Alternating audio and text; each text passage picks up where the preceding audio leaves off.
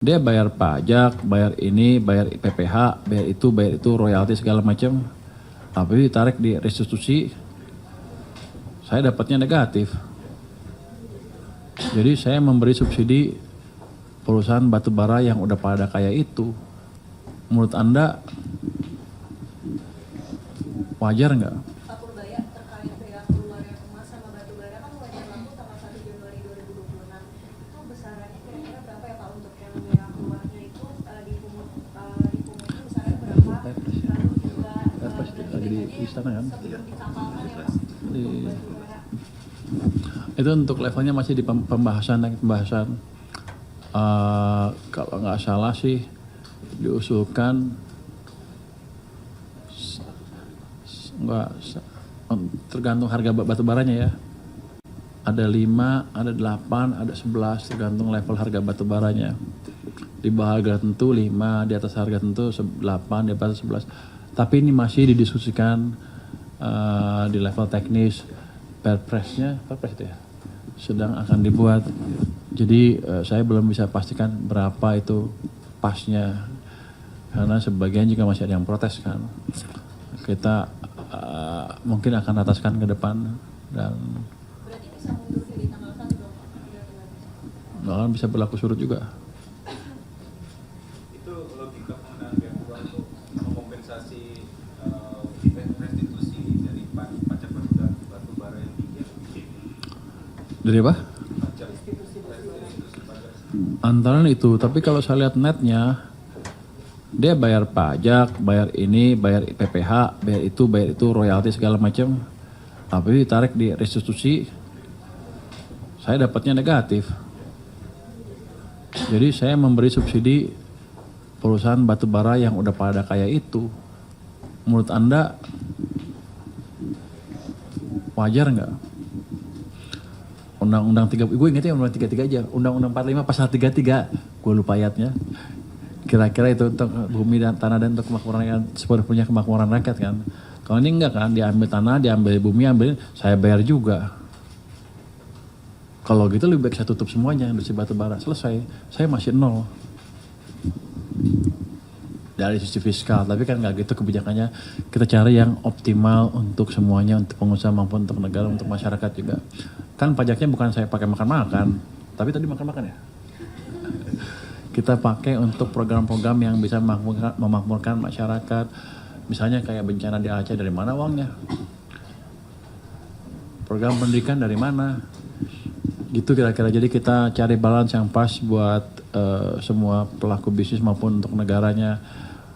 Tujuan kami bukan mematikan industri batu bara, tapi mengoptimalkan pelaksanaan hak-hak mereka sehingga negara dan rakyat pun diuntungkan juga. Tapi kondisinya kan ketika Ya? pintunya itu Pak diberlakukan ketika harga batu bara lagi turun ya Pak. Nah itu ada sudah diskusi dengan usaha batu bara.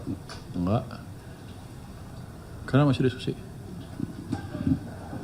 Dia udah untung banyak.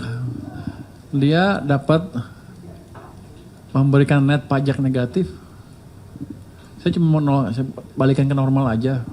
Itu kan gara-gara undang-undang cipta kerja kan. Jadi ada perubahan yang tiba-tiba di sana sehingga mereka bisa klaim restitusi sehingga dan pelaksanaan restitusinya berlebihan, itu aja.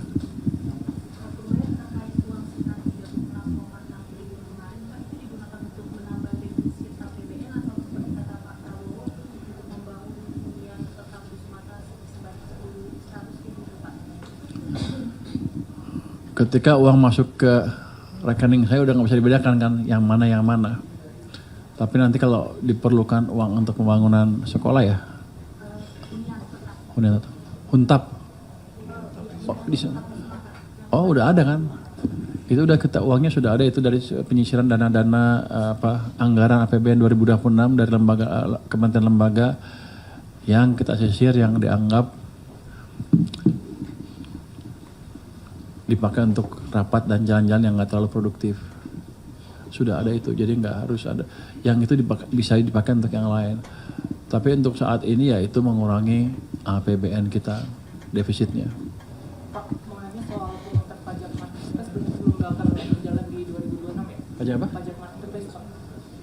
Pajak marketplace 6,5. Nanti kita lihat apa? 0,5. Nanti kita lihat kondisi perekonomiannya.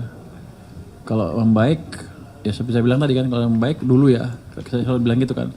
Ketika ekonominya masih lemah, nggak akan kita tarik. Tapi kalau udah kuat, ya kita pertimbangkan untuk ditarik. Dengan, ya pada waktu itu kan harusnya kalau udah bagus seperti itu, orang juga ditarik pajak nggak kerasa amat karena mereka income-nya juga kenceng.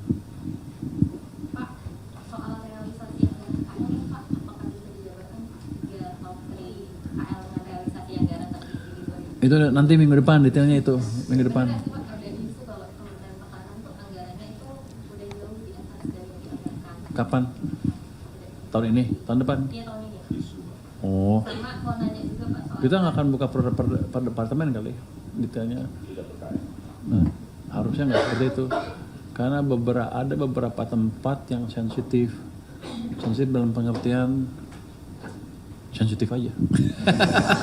Susah gue nanti kalau sensitif banget nanti ketahuan jadinya. Ya saya sih nanti saya akan lihat seperti apa. soal target itu Pak, kan tadi disebutkan pajak di bawah target APBN. Ya. Dampaknya ke realisasi defisit itu bagaimana sih Pak? Apakah benar udah nembus 3%? Terus dengan realisasi penerimaan di bawah target yang tahun ini gimana ke target 2026? Apakah masih menantang? Oh 2000 jadi gini 2025 ditanyakan tahun depan minggu depan kita akan jelaskan. Jelaskan ketika income-nya turun kita melakukan efisiensi di sana sini. Tapi bukan asal potong semuanya.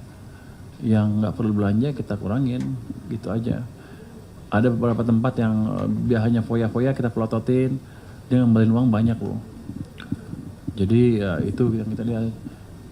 Mungkin sebelumnya nggak tahu mau dihabisin gimana mereka, tapi kita liatin terus, kita monitor terus, akhirnya mereka tahu kita nggak main-main, dia dibalikin cukup banyak.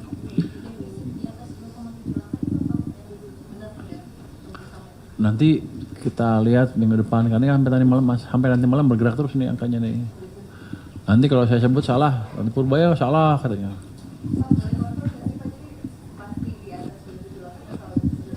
Nggak tahu, masih kita lihat, akan kita lihat. Nanti tanggal 7 Minggu depan akan kita jumpa pers. Nanti kalau di atas nanti yang jumpa pers, Pak Wamen aja. Hah? Ya, lagi? Pak, soal konteks yang masih banyak gangguan, Pak, itu wajib pajak mau aplikasi jadi masih banyak gangguan. Ya, besok udah Stay updated. Info terkini masih banyak. Jangan lupa subscribe, like, dan share YouTube official OKZone. Dan selengkapnya ada di okezone.com.